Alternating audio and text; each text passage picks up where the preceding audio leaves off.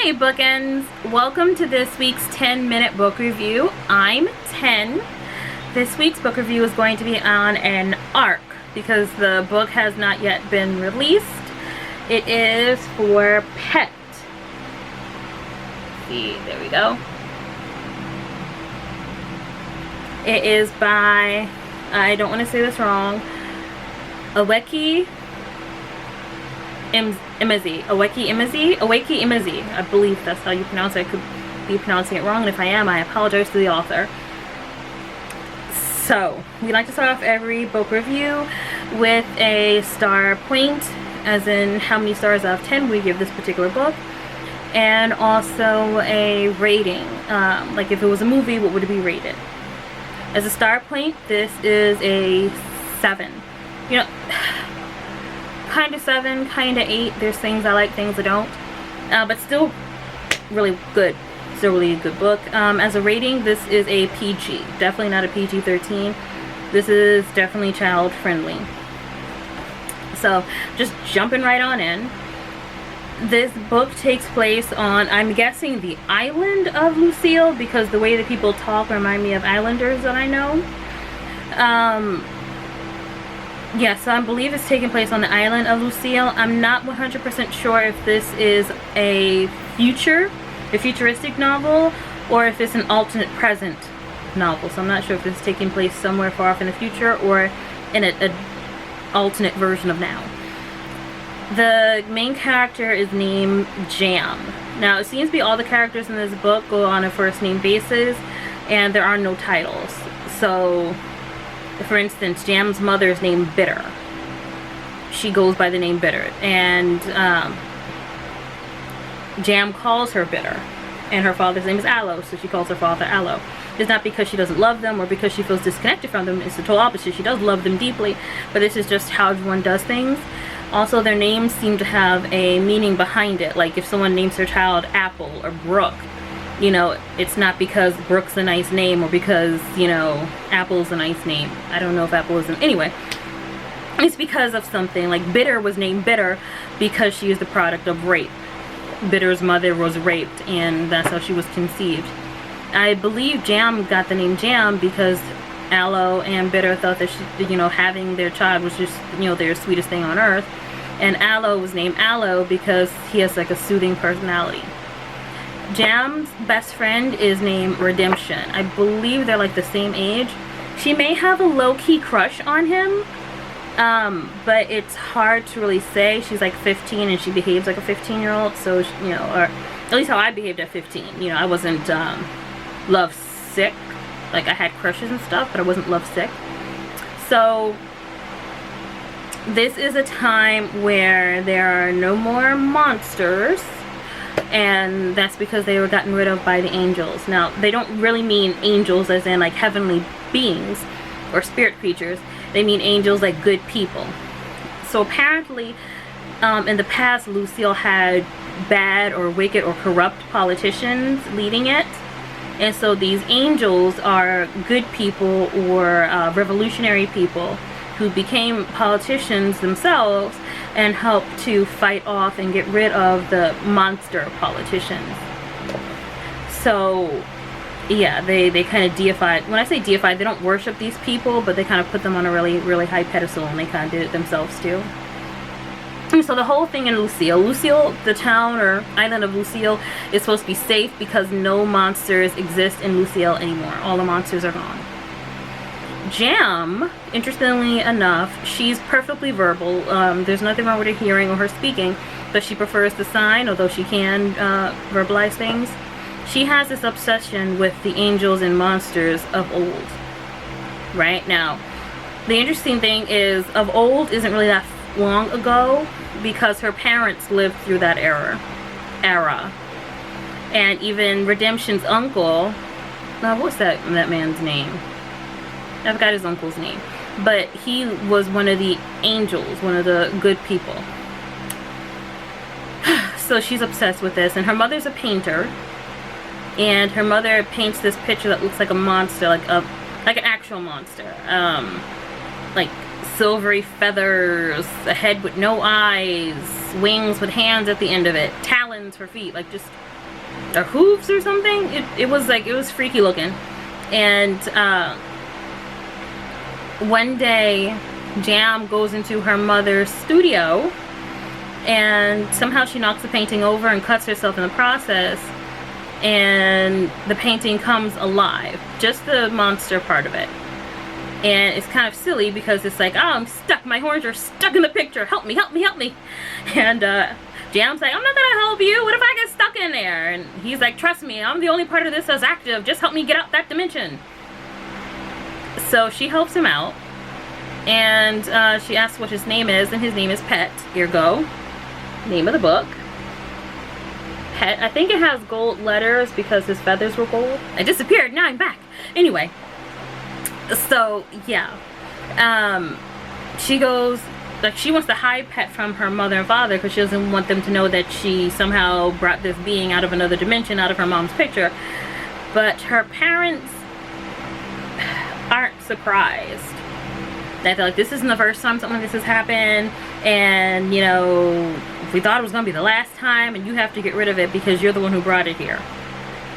And so Pet pleads its case to Jam. Like, I know your mom and dad don't want me here, but I need to be here because I'm hunting. I'm a hunter. She was like, dude, what you hunting? And he's like, monsters. I'm hunting monsters. And so she's like, okay, cool, bro. Where the monsters at? Redemption's house. And she's like, what? Now I can't send him back because Brother Man said there's like monsters at Redemption's house. He's my best friend, possibly my boyfriend. I don't know, but still.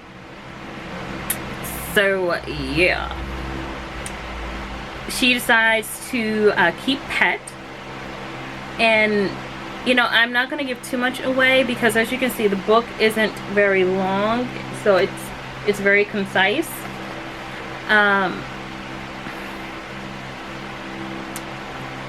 This book is more so in my personal opinion, it's more so a study on angels that look like monsters, and monsters, I should say angels that act like monsters, and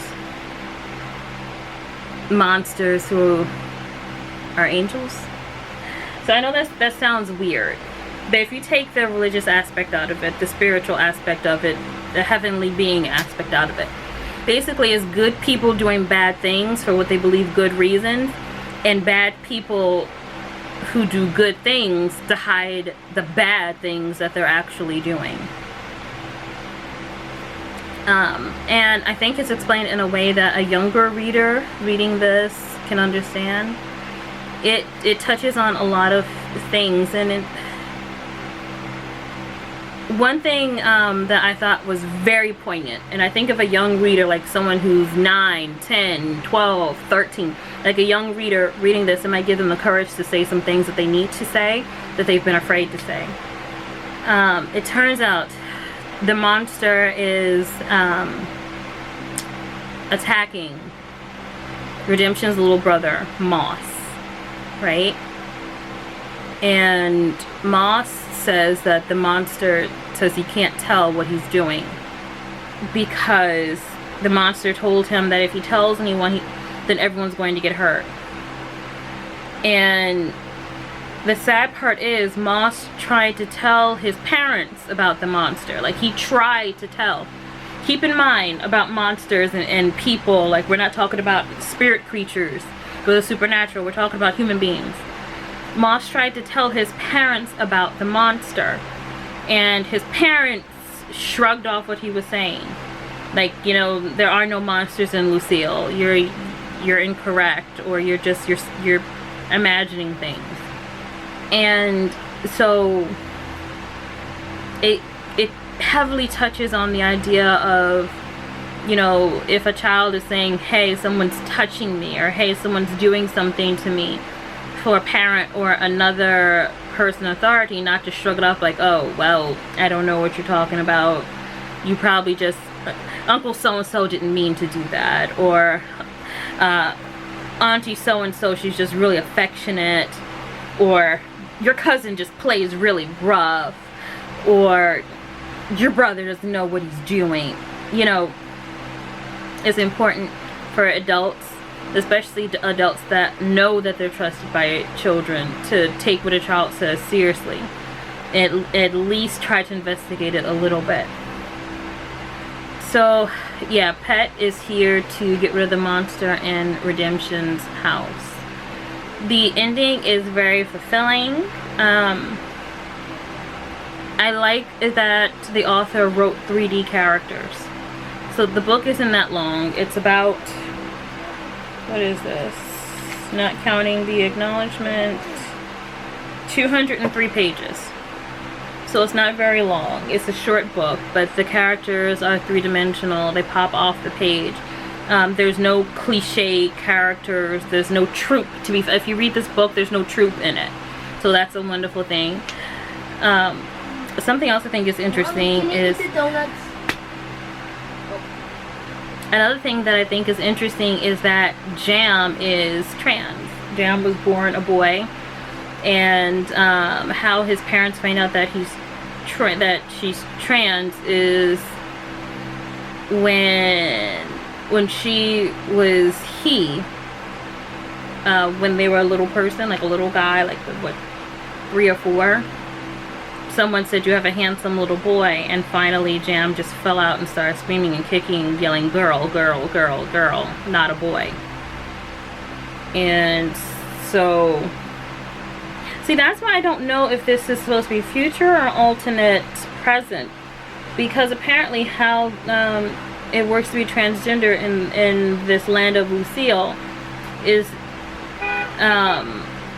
they receive puberty blockers, right, which I've heard of, that exists now. But then around 13, 14 years old, they get something inserted in their arm that releases hormones. I don't know if that's something that exists right now. I don't think it is, but it could be. But yes, the fact that Jam is transgendered played no role in everything that happened in this book. And I love that. I love when the character's sexuality or sexual identity plays no part in the character's actual day-to-day living or the adventure in the book. That's how it is in real life. Your sexuality doesn't play a huge part in all of your life decisions. It's just plays a part in your dating choices, in your relationship choices, but not in what kind of job you choose, or what kind of house you buy, or apartment you rent, or what kind of food you like, or what kind of hobbies you enjoy. You know, so I love that. And because it is a YA book, it teaches children that there's no particular lifestyle that someone has to live because of their sexuality or sexual identity. Like, that doesn't preference what kind of lifestyle it is you choose to live. That's just one aspect of your life. So I really appreciate how the author didn't harp on that. Like, it was mentioned, it was briefly, I don't even want to say explained, because there was no need to explain it. It was just briefly spoken of. So Jam is a 3D character. Redemption is also a 3D character. Bitter, I don't like so, I mean, you know, I like and dislike Bitter. The way that they talk, like 1 minute Bitter could be talking like in a way that I see as normal, and then at another time, you know, she'll be talking and it'll sound just weird. It's like, oh, I'm just making something up right now, but her husband could say, you know, Bitter, you almost done with your painting? And Bitter will just say something like, she almost done. Like, bruh, he talking to you. So overall, this was a good book to read. I would highly recommend it. I can't think of who would play anyone in this book because it is so short. I believe it comes out September of this year, so unfortunately I can't put any links at the bottom of, well, I guess I could put some pre-order links. So yeah, if I can find some pre-order links, I'll put that in the description. Thank you so much for watching, and if you like what you see, please like and subscribe. And I look forward to seeing you, or hearing from you, I should say, on our next book review. Bye, Bookends!